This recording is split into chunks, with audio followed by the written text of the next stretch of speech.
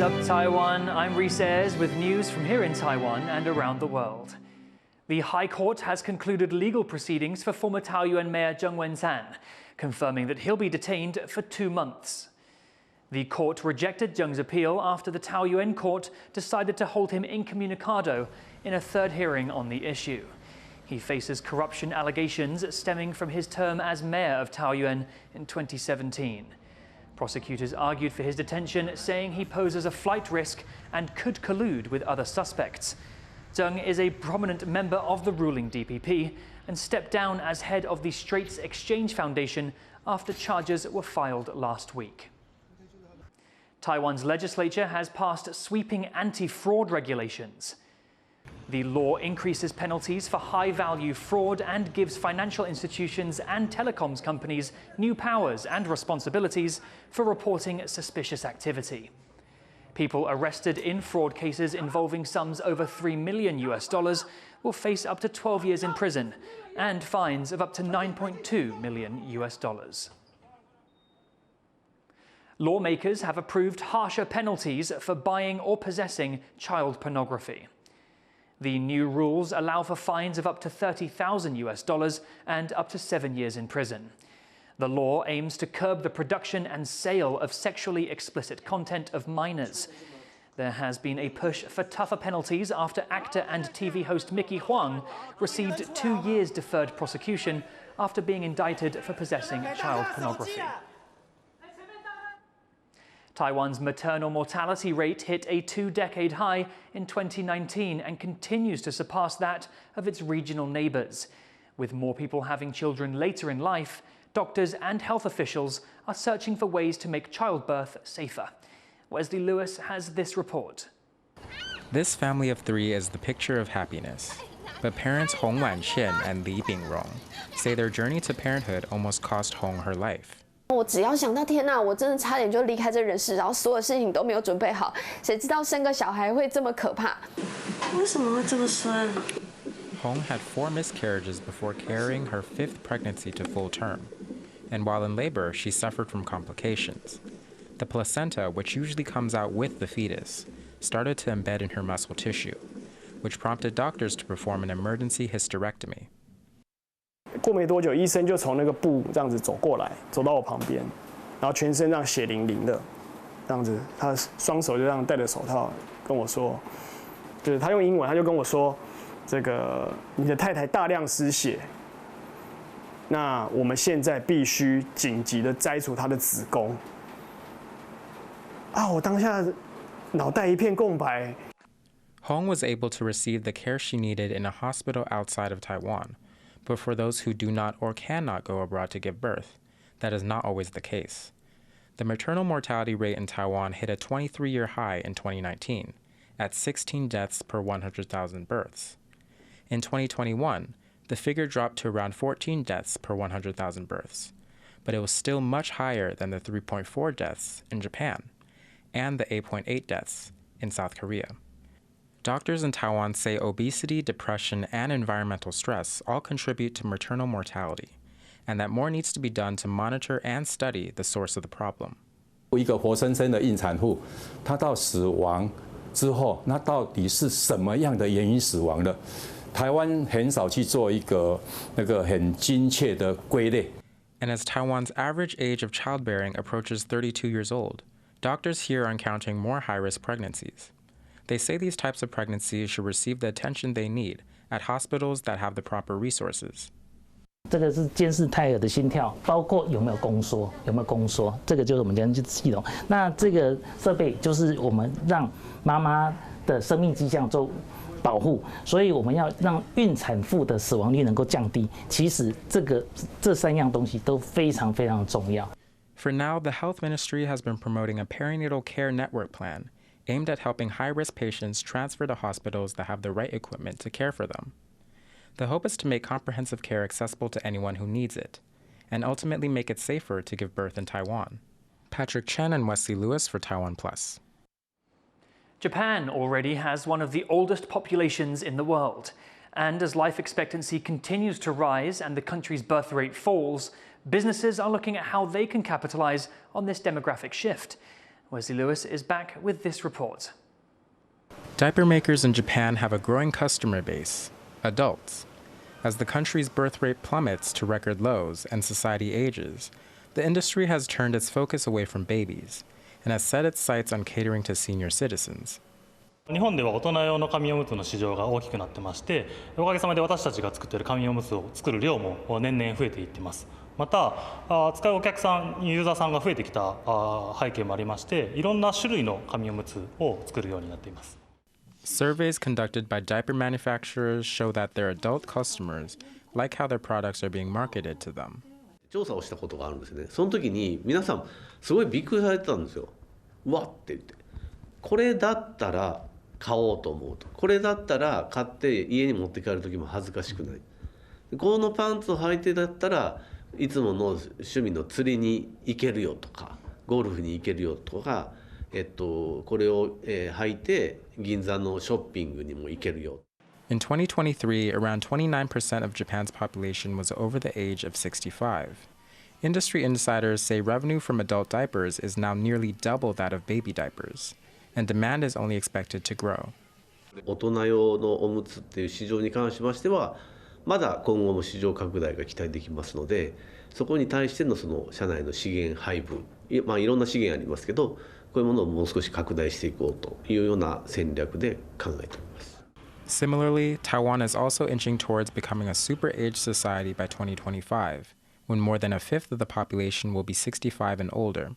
And as Japan's demographic shift continues to change the country's diaper business, manufacturers in Taiwan can expect to follow suit. Kama Shu and Wesley Lewis for Taiwan Plus. Elon Musk's social media platform X has been accused of violating the EU's online content rules. The ruling follows a 7-month EU investigation into the company, formerly known as Twitter. Regulators say the platform violated data access and advertising rules and failed to control deceptive practices. They also say the way X verifies accounts does not adhere to industry standards and makes it difficult for users to make informed decisions about the authenticity of content. The company has the right to defend itself against the allegations, but if found guilty, it will be forced to change its practices and face fines of up to 6% of its global turnover. In a post, Musk said that the EU Commission had offered him what he called an illegal secret deal to censor speech on the platform in order to avoid fines. He says other platforms accepted this deal, but X did not. German Chancellor Olaf Scholz says a deal between the EU and China on tariffs on electric vehicles is still possible. His comments followed reports that Germany plans to opt out of an EU vote on Monday to impose up to 37% tariffs on Chinese EV imports. The EU accuses China of unfairly subsidizing its EV companies, resulting in artificially low prices. Germany, the most outspoken critic of the tariffs in the EU, is concerned these measures will harm its own auto exports to China. Taiwan is set to drop a tariff on New Zealand milk next year. That's good news for consumers who pay some of the highest prices for milk in the world, but bad news for domestic dairy farmers. John Van Trieste has this story. Farmer Yang Mei-Gui has been in the milk business for 40 years. Her home in rural Tainan is one of Taiwan's 4 dairy farming centers. When dairy farming was introduced to this region of southern Taiwan 7 decades ago, milk products were something of a novelty in the local diet, but people have since developed a taste for them. These days, though, Yang and other dairy farmers have been selling their young cows at a big loss as the industry struggles to compete with imports. 我在去年开始就被减了7%，然后今年又被减了将近5%。这个比例的话，一共差不多要减到12%。Milk imports grew 35% from 2013 to 2021, and with tariffs on New Zealand milk ending next year, imports could climb even further. Taiwan's consumers stand to benefit. Milk prices in Taiwan are some of the highest in the world, twice what they are in Europe, the US, and neighboring Asian countries. With domestic milk still holding the biggest market share, this makes sense. 第一个原因就是我们所有的不管是草料或是饲料都是进口的哦。再来是台湾都是小田，它就需要花很多的人力，然后它的相对于它的这些设备，它的摊提费就会比较高。And there are more reasons. The Dutch breed of milk cow most common in Taiwan is ill-suited to Taiwan's climate. Only 15% of dairy farmers have more than 300 cows, meaning limited scale. And on top of everything else, farmland is expensive, and many townships won't give permits for new dairy farms. The economics mean that New Zealand milk will always win on price. But while some farms may well go under, not everyone believes Taiwan's dairy sector is doomed. 其实我觉得台纽协定2013年就已经签订了，其实我们有12年时间可以好好准备产业的升级跟转型。我们不会在成本上面赢过他们，那我们能做什么？我们只能提高我们的品质，提高我们的生产效率，以及提高我们的产品差异化的竞争力。台湾的鲜乳的优势在那个鲜字，所以我们要更重视我们的品质，然后我们透过我们合作的厂农的一些机制，或者是自有品牌的一些建立，去凸显我们国产鲜乳的一些新鲜优势。Taiwan has to make tough decisions about keeping tariffs in place versus opening up as it seeks more free trade. And like farmers around the world, that means Taiwan's farmers are having to make big changes of their own to survive. Scott Huang and John Van Trieste for Taiwan Plus. Taiwanese travelers will soon be able to enjoy longer vacations in Thailand. Starting Monday, Taiwanese citizens can visit Thailand for 60 days without a visa, up from 30. Thailand is a popular destination for Taiwanese holidaymakers. The Thai government is expanding its visa-free entry program, hoping to revive its tourism sector and boost its economy. It's the breeding season for birds in Taiwan. It's also the busy season for local wildlife rescuers taking care of abandoned hatchlings. Our reporter Sandy Chi heads to a wildlife hospital in eastern Taiwan to find out how. Every day, starting at 8 in the morning, the staff here at Wild One Wildlife Rescue Center get to work. It's the only non-profit wildlife rescue and recovery center in eastern Taiwan, where the majority of the country's wildlife resides. The staff cleans up after, checks up on, and feeds the animals here, which are mostly birds right now, as it's currently breeding season. Most cases the center gets now are baby birds that fell out of their nests. One concerned citizen brings in a baby nightingale that ended up in their yard and was mauled by their family dog. 因为昨天就在我们家发现一只夜莺的雏鸟，然后想说，我们没办法自己照顾，然后就上网去查了一下台东地区有没有相关的动保协会这样子，刚好就有搜寻到这个地方。Unfortunately, the birdling didn't survive. Its wounds were too severe, and it had to be put down. 它的右边的翅膀已经是粉碎性的骨折了，然后伤口的状态不是很新鲜，然后因为后续可能会有严重感染的风险。Not all rescued nestlings have to be put down, thanks to the center's dedicated staff, who go above and beyond to help the injured birds. To help these birds return to the wild successfully, the staff here dress up in this outfit to ensure that the birds do not become too familiar with them. This is to make sure that they still have a healthy wariness of people and will avoid them after they are released. Over the last 3 months, Wild One has received almost 80 injured baby birds. About half of them don't make it. Just under 20% have returned to the wild, and the rest are still in treatment.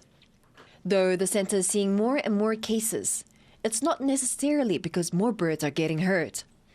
Wild One has hosted hundreds of activities to better educate the public on how to handle injured wild animals and where to bring them. With the help of locals, wild animals in eastern Taiwan have a better chance of survival and of returning to the wild. Alex Chen and Sandy Chi in Taidong for Taiwan Plus. Thank you for watching What's Up Taiwan. Before we go, check out this historic festival in Turkey, where men wrestle while coated in olive oil. I'm Rhys Ayres. Take care and see you next time.